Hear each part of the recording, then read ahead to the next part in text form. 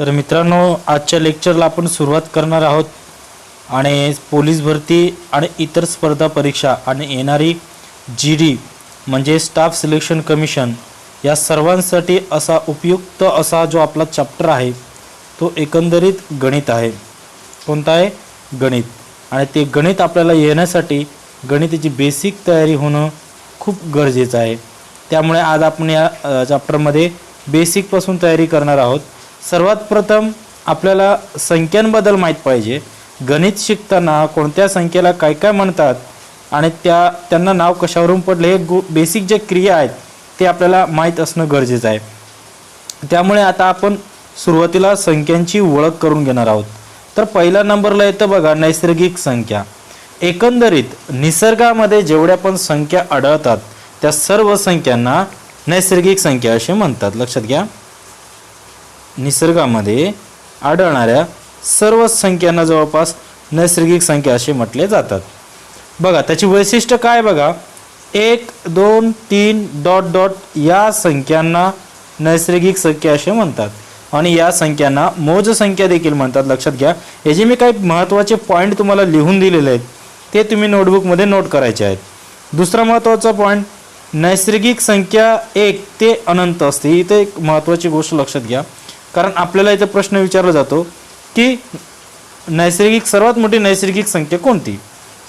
तर मित्रांनो, सर्वात मोठी नैसर्गिक संख्या सांगता येत नाही। काय? तर सर्वात मोठी नैसर्गिक संख्या सांगता येत नाही, कारण त्या संख्या का असतात तर त्या कारण संख्या असतात, अनंत असतात, त्यांचा अंतच नसतो, म्हणून त्यांना आपल्याला सांगता येत नाही।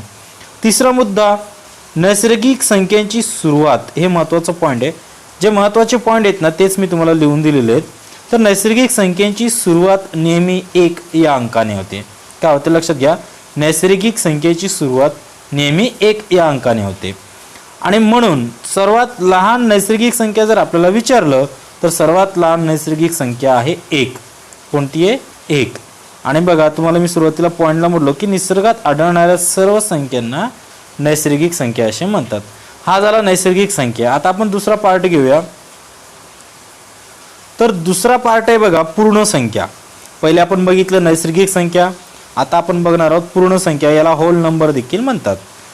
तर बघा पूर्ण संख्येची सुरुवात बघा 0 पासून होते आणि नैसर्गिक संख्येची सुरुवात 1 पासून होते आणि पूर्ण संख्येची सुरुवात 0 पासून होते। म्हणजे 0 1 2 3 4 डॉट डॉट डॉट या संख्यांना पूर्ण संख्या म्हणतात। पूर्ण संख्या 0 ते अनंत असतात। सेम प्रोसिजर आहे, 0 ते अनंतपर्यंत असते। आणि सर्वात मोठी नैसर्गिक संख्या सांगता येत नाही, कारण का सांगता येत नाही? कारण त्या अनंत असतात। आणि सर्वात मोठी पूर्णांक संख्या देखील सांगता येत नाही, कारण त्या अनंत असतात। सर्वात लहान पूर्णांक संख्या, इथं नैसर्गिक झालंय, पूर्ण संख्या 0 असते। सर्वात लहान पूर्ण संख्या कोणती आहे तर 0। आणि सर्वात मोठी पूर्ण संख्या सांगता येत नाही। का सांगता येत नाही? कारण अनंत असतात। असं फक्त तुम्हाला दोन गोष्टी, नैसर्गिक संख्या आणि पूर्ण संख्या, या दोन गोष्टींमधील फरक तुम्हाला कळता यायला पाहिजे। आता आपण पुढचा पॉईंट बघूया। पुढचा पॉईंट आहे मित्रांनो पूर्णांक संख्या। कोणती आहे? पूर्णांक संख्या। आपण नैसर्गिक संख्या बघितली, पूर्ण संख्या बघितली, आता आपण पाहणार आहोत पूर्णांक संख्या।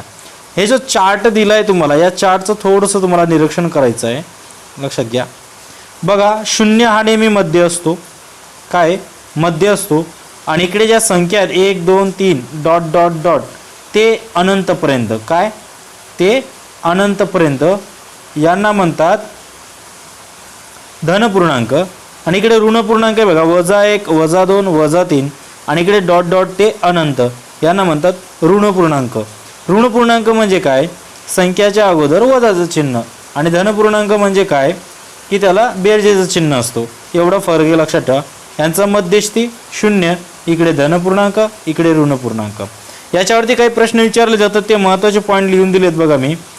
0 ही मध्यवर्ती पूर्णांक संख्या आहे। काय? 0 ही मध्यवर्ती पूर्णांक संख्या आहे। सर्वात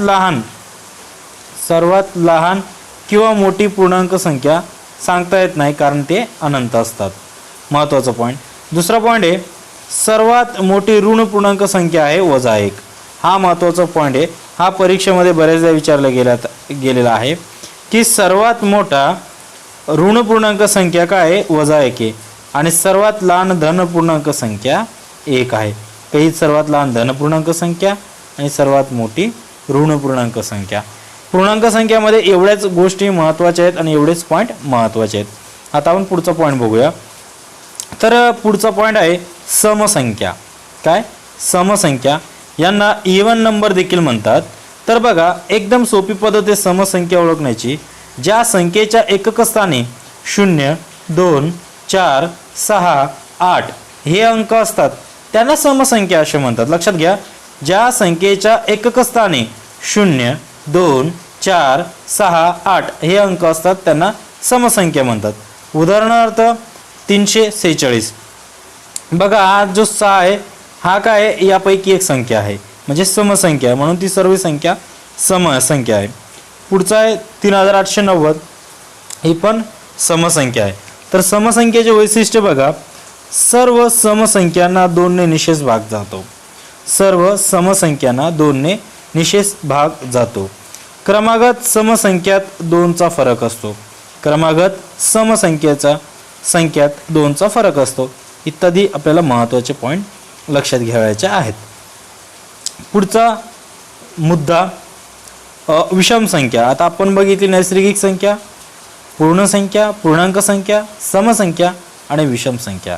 तर विषम संख्या आणि समसंख्या या दोघांमध्ये साम्य काय बघा, तर समसंख्येची एकक स्थानी 2, 0, 2, 4, 6, 8 हे अंक असतात आणि विषम संख्येच्या एकक स्थानी 1, 3, 5, 7 आणि 9 हे अंक असतात. त्यांना विषम संख्या असे म्हणतात. उदाहरणार्थ हे 2 संख्या दिलेल्या आहेत, 335 आणि 3523.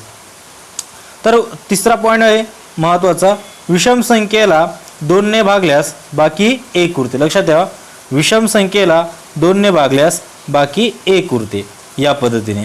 आता पुढचा महत्त्वाचा पॉईंट बघा, त्रिकोणी संख्या. आपण बघितली, आता त्रिकोणी संख्या बघणार आहोत. 2 क्रमवार नैसर्गिक संख्याच्या गुणाकाराच्या निमपटीस त्रिकोणी संख्या म्हणतात. सर्वात लहान त्रिकोणी संख्या आहे 1. 1 ते 100 पर्यंत एकूण त्रिकोणी संख्या आहेत 13. मित्रांनो, त्रिकोणी संख्या कसं काढायचं आणि कसं ओळखायचं ही सगळी ट्रिक ज्यावेळेस हा आपला पहिला चॅप्टर आहे, हा पहिला लेसन आहे, हे संपल्यानंतर मी तुम्हाला पुढे सांगणारच आहे. त्यामुळे आता त्रिकोणी संख्याबद्दल जास्त काही सांगत नाही. पण लक्षात ठेवा, 2 क्रमवार नैसर्गिक संख्याच्या गुणाकाराच्या निमपटीस त्रिकोणी संख्या म्हणतात. उदाहरणार्थ द्यायचं म्हटलं तर एक उदाहरण मी तुम्हाला देऊ इच्छितो. बघा, 2 क्रमवार नैसर्गिक संख्या म्हणतात, म्हणजे कोणती पण संख्या असू द्या. आता उदाहरणार्थ मी घेतली 5. जर मी 5 ही संख्या घेतली तर 2 क्रमवार म्हणजे 5 नंतर मला काय घ्यावं लागेल, 6 गुणाकाराच्या निमपटीस म्हणजे 5 गुणिले 6 करावं लागेल. काय करावं लागेल, 5 गुणिले 6 करावं लागेल. निमपटीस त्रिकोणी संख्या म्हणतात. निमपट करण्यासाठी याला भागिले किती करावं लागेल मला, तर 2 करावं लागेल. निमपट कोणत्याही संख्येचे निमपट करण्यासाठी भागिले 2 करावा लागतो. मग बघा पुढे, बेक बे, बेत्रिक 6, हे बेने या 6ला भाग दिलं. आता आपल्याकडे किती आलं, 3. यात 2 गुणाकार केला, 5 त्रिक 15. किती, 5 त्रिक 15. तर ही झाली त्रिकोणी संख्या. म्हणजे एकंदरीत 2 क्रमवार नैसर्गिक संख्येच्या गुणाकाराच्या निमपटीस त्रिकोणी संख्या म्हणतात. तर ते या पद्धतीने काढतात, ते मी पुढे चालून तुम्हाला अजून सांगणारच आहे. सर्वात लहान त्रिकोणी संख्या कोणती आहे, 1 आहे. 1 ते 100 पर्यंत एकूण त्रिकोणी संख्या किती आहे, 13. हे महत्त्वाचे मुद्दे आहेत. पुढचा पॉईंट आहे चौरस संख्या. काय आहे, चौरस संख्या. कोणत्याही पूर्ण संख्येस चौरस संख्या असे म्हणतात. काय म्हणतात, कोणत्याही पूर्ण संख्येस चौरस संख्या असे म्हणतात. उदाहरणार्थ 4, 9, 16, 25 चौरस संख्या.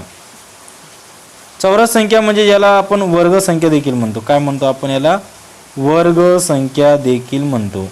वर्ग संख्या म्हणजेच जे वर्ग संख्या असतात. आता पहिली वर्ग संख्या 4 आहे, दुसरी वर्ग संख्या 9 आहे, तिसरी वर्ग संख्या 16, 4चा वर्ग, पाचवी वर्ग संख्या 25 म्हणजे 5चा वर्ग. यांनाच आपण काय म्हणतो, चौरस संख्या म्हणतात. इत्यादी गोष्टी लक्षात ठेवा. पुढचा महत्त्वाचा पॉईंट आहे मूळ संख्या. अत्यंत इम्पॉर्टंट गोष्ट आहे मूळ संख्या.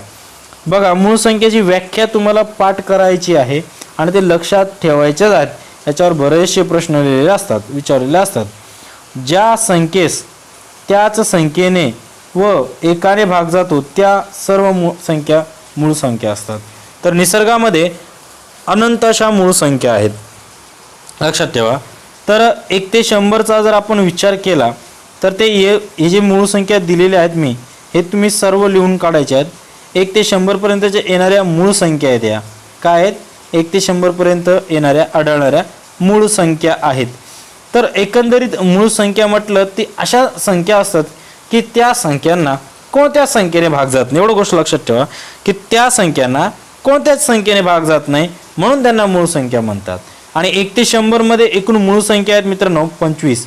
किती मूळ संख्या आहे? 25 मूळ संख्या आहेत, लक्षात घ्या. हे 1 ते 100पर्यंतच्या मूळ संख्या मी इथे लिहून दिल्या आहेत, ते तुम्हाला लिहायचं आहे. त्याच्यानंतर बघा, सर्वात लहान मूळ संख्या आणि एकमेव सममूळ संख्या आहे ती म्हणजे 2.